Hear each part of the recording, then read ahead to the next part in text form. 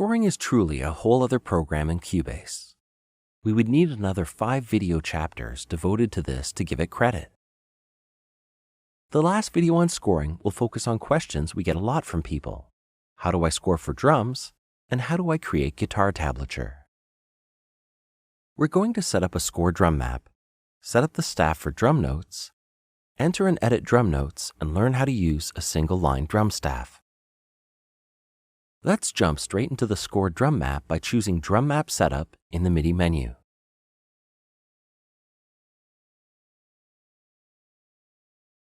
The sounds are here and your pitches are here.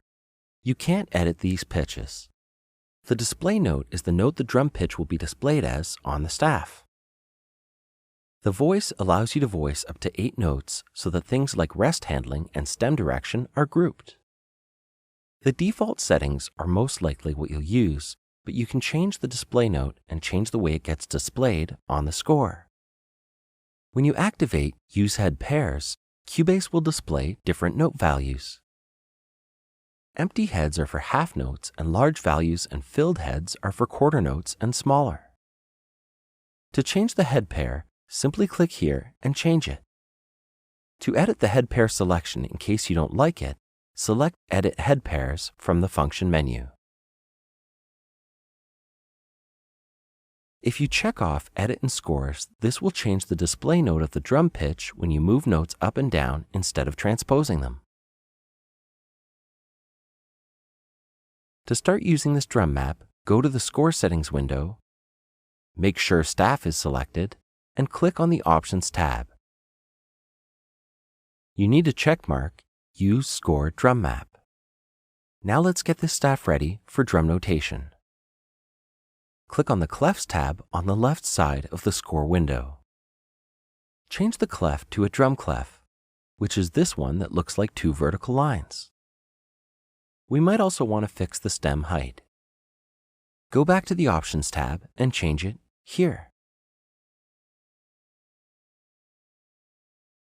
You might even want to use polyphonic voicing for rest handling. I'm going to use 2 voices. Now let's record some drums.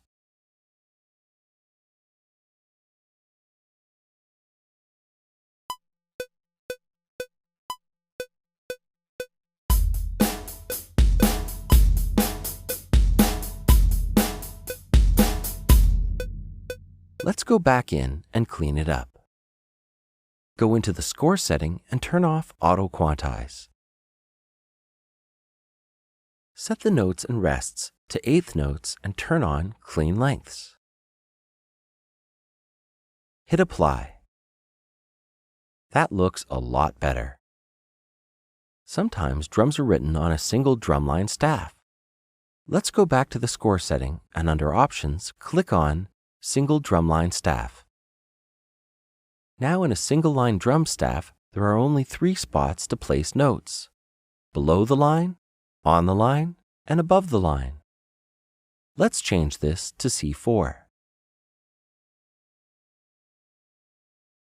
There, that looks a little better. Let's zoom in a bit more. You can see the kick is below the line, the snare is on the line, and the hi-hat is above the line. Now we can change our snare note head so we can read it more easily by going into the drum map. Make it legible, but at the same time pick something that is commonly used. Now let's look at guitar tablature. Let's take a look at this nylon string guitar part. Go to the score settings and click on Tablature. Turn it on and press Apply. For this guitar, there wasn't much I had to do. Sometimes guitar tab books don't have the stems or rests to make it easier to read. Let's choose this and click Apply. To increase the space between the tab lines, click on the Options tab and then change the Add Space size to 2, then hit Apply. There, you've made it bigger.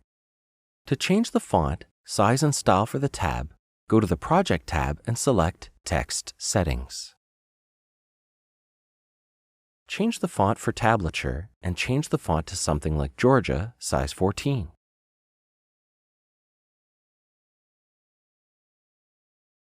Sometimes it's easier to play up the neck, and we should write our tab like this too. Right here should be an F on the B string, not the E string.